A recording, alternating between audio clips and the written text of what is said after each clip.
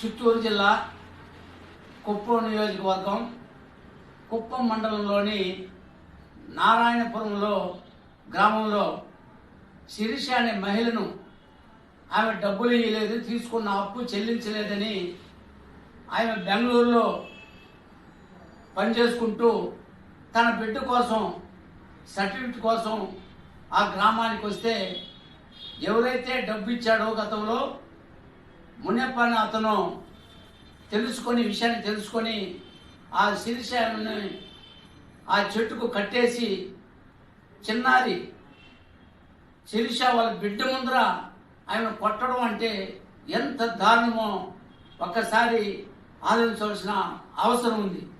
ఈ యొక్క సంఘటనని భారత కమ్యూనిస్ట్ పార్టీ సిపిఐగా తీవ్రంగా ఖండిస్తున్నాం.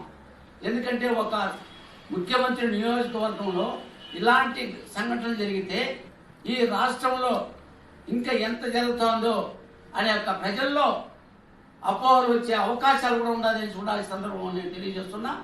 అందుకోసం ఎవరైతే ఈ శిరీషాన్ని వేధించారో అలాంటి వారిపైన కేసే కాదు, వాళ్ళపైన కఠినమైన చర్యలు తీసుకోవాల్సి కూడా ఇలాంటి సంఘటనలు పునరావృతం కాకుండా చూడాలని ఆడున్నట్టు సంబంధిత అధికారుల్ని ఈ ప్రభుత్వాన్ని కూడా డిమాండ్ చేస్తున్నాం.